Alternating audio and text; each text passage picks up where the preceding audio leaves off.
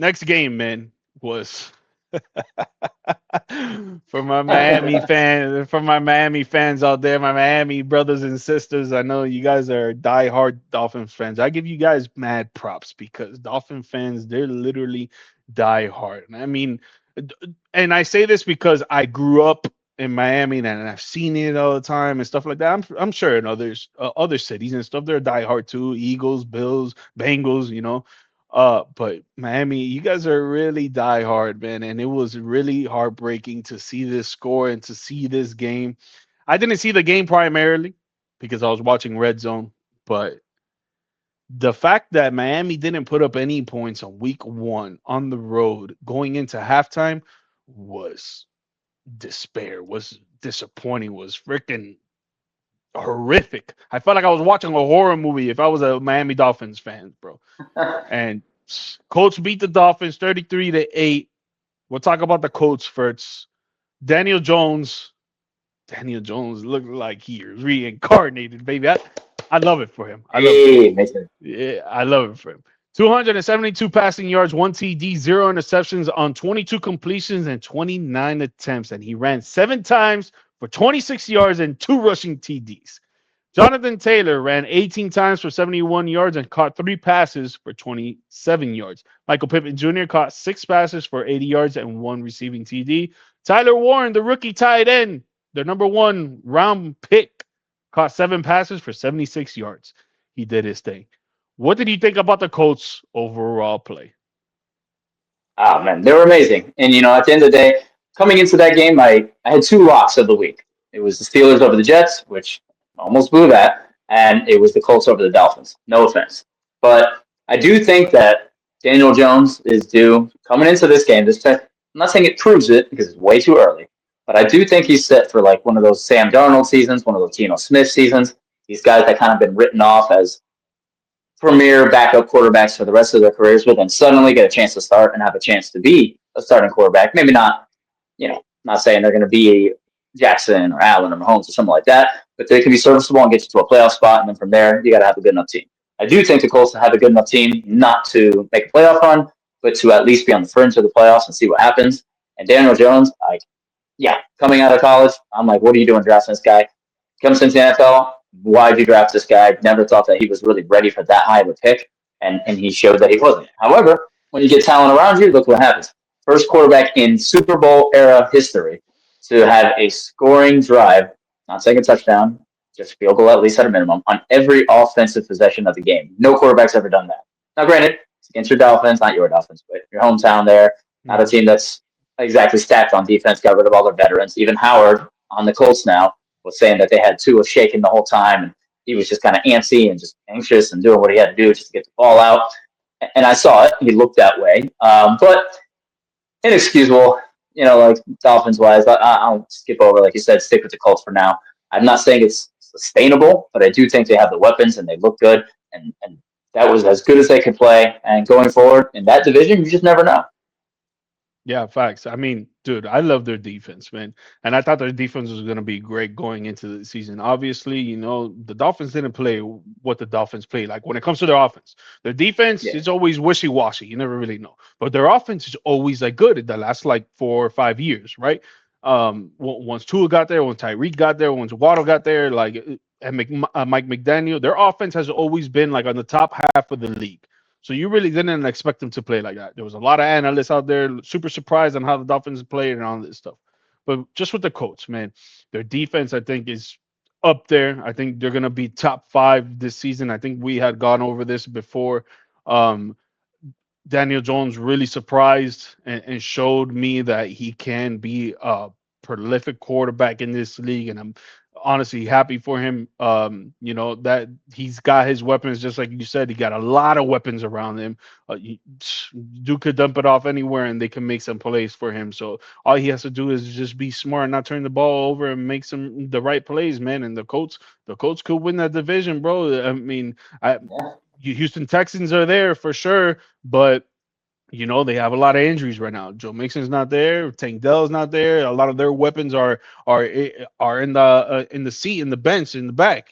So they're not riding on the bus. They're not getting on the plane. So it's tough. It's tough for the Texans right now. So I like the Colts, man. I like their defense a lot. Their offense showed me that they can be a great offense, but we gotta see what's up with Daniel Jones because it's just one game, right? And the reason why it's just one game right now is just week one. But going off of that, if he continues to have great success throughout this whole regular season, should the Colts or should the Colts trade Anthony Richardson, or should Anthony Richardson ask for a trade, or should they stay together and keep it there and just see what goes on with Daniel Jones and this offense?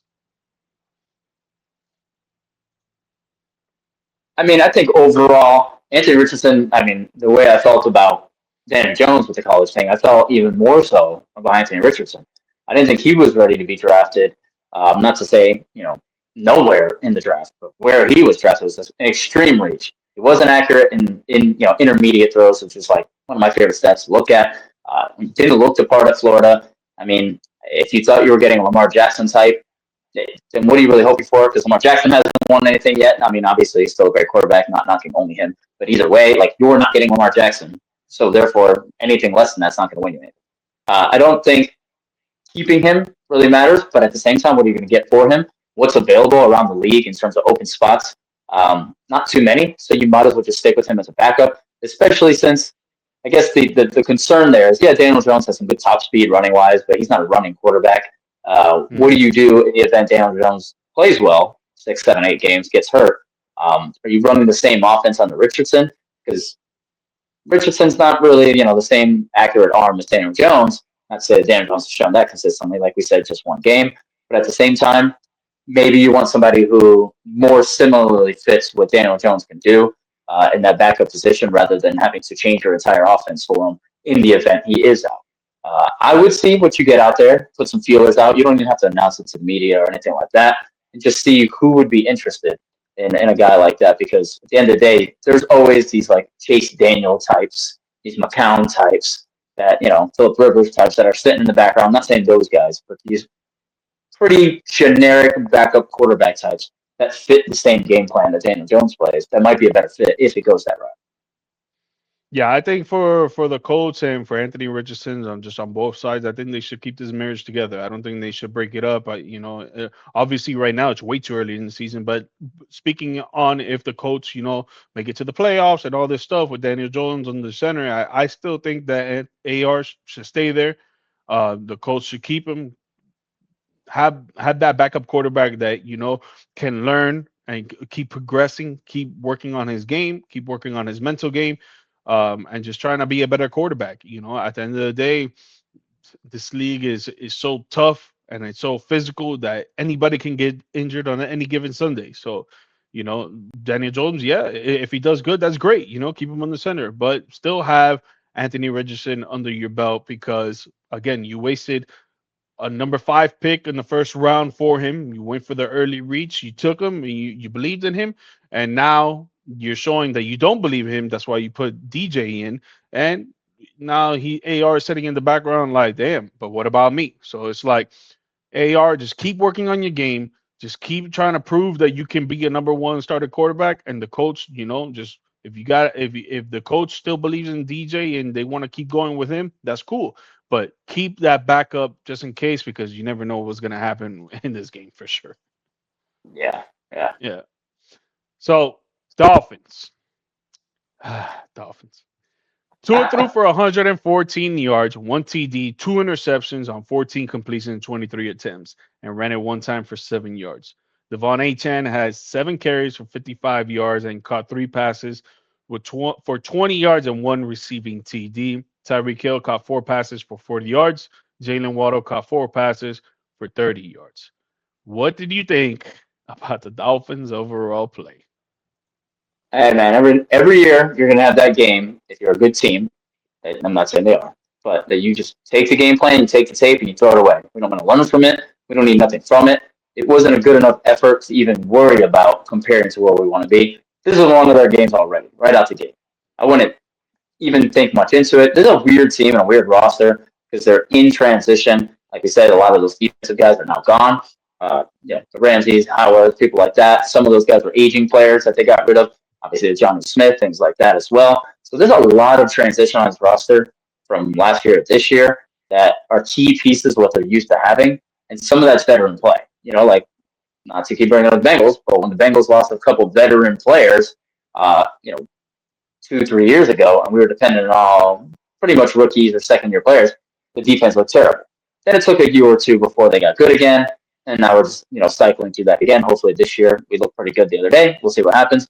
But when you lean on all young players, you tend to have a bad day on defense, right? It's going to take time. So you lost a lot of veterans, both sides of the ball, and you're kind of in a spot where, yeah, you got Tyreek Hill already annoyed. Now he's also going through his off-field stuff again. Waddle's still a good player, but at the same time, Tua had no time to throw. I just think this is one of those throw the game away. Let's just focus on the next week and see what we have here, because just evaluating them based off this, you're better off putting South Florida out there. Yeah, no, it makes sense on what you're saying. But like the fact that they let a lot of veterans go is the thing that really pisses me off the most, man. Because it's like the veterans are what really are gonna get you the dubs, man. And if you look at the veterans that they let go, Javon Holland, the Giants, Tyler Van Ginkel, which was a few years ago, the Vikings, doing amazing.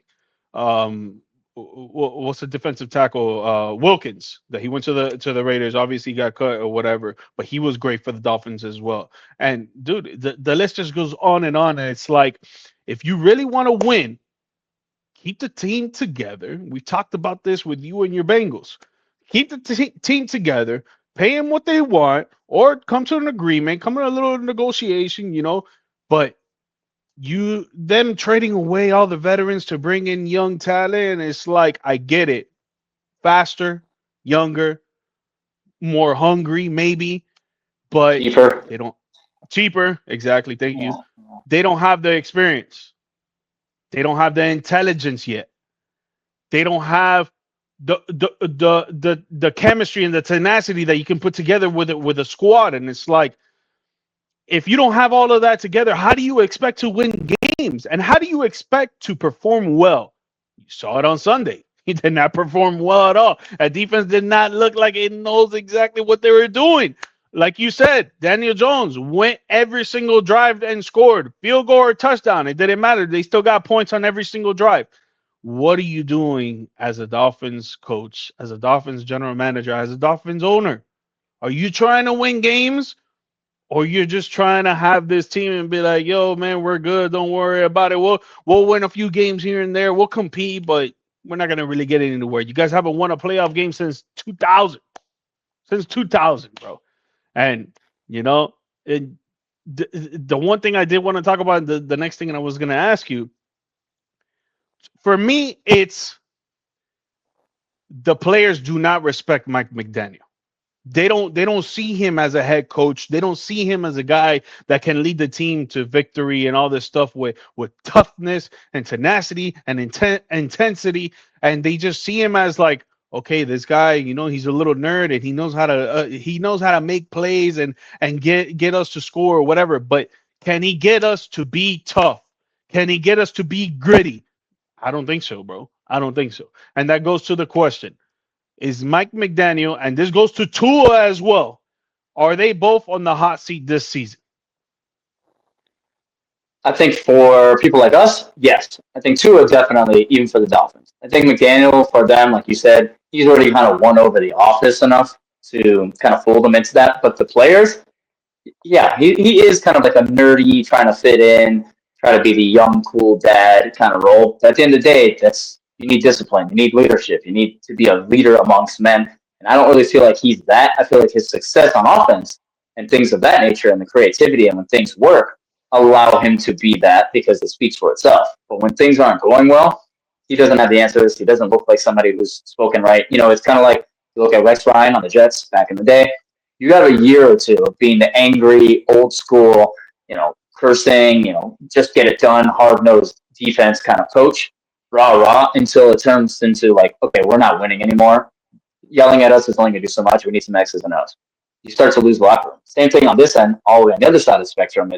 yeah, you're fancy, you got some Sean McVay like thing going on with the creative plays and all that. And that's cool and it's fun. But if we're not winning, how are you adjusting? He's not a good adjuster. So now he's at a point where I'm not, I was never a huge fan anyway. I did see the creativity and I saw what they saw, but I just wasn't a fan of his annoyance in general. Like you said, he's more of a nerdy, trying to, you know, let you borrow whatever you can just to be my friend kind of person. And it's like I'm just not into him overall. I think the office likes him, and I do think that they have a lame enough roster that they can kind of do a refresh and keep him as the constant. But Tua is definitely on a hot seat, not just for his play, but definitely the injuries, as they could use as a scapegoat. Yeah, I think they're both on the hot seat. I think and I actually saw something today on Twitter, one of the close reporters to the Dolphins, that the GM and Mike McDaniel are basically given, this is not written down on paper, this is not a signed contract or nothing like that. This is just a verbal statement that is going around from a reporter, not from anybody else in the front office and stuff like that, but 6 to 7 games. They're giving them Mm, 6 to 7 games to show what they can do, to show that they can be different from last year or the year before that and all that stuff. And man, if they that's don't show, they don't show anything in 6 to 7 games, it sounds like they're gonna get the boot. yeah. And Well, dude, they just honestly, wasted 3 games yesterday. Or whatever that right, was. That was- right. I just feel like, dude, like it is at that point. Actually, bro, it is at that point. Like yeah, you got to. It is what it is. You can't just yeah, be out here like, oh, whatever. We're just gonna go out there and compete, and like if we lose, whatever, we're not gonna hold anybody accountable and all this stuff. It's like, ah, man, you need to be a coach that's gonna go out there and curse these guys out, penalize them, freaking like be a hard ass on them, bro. That's what it is. This game is like that, bro. You got to be.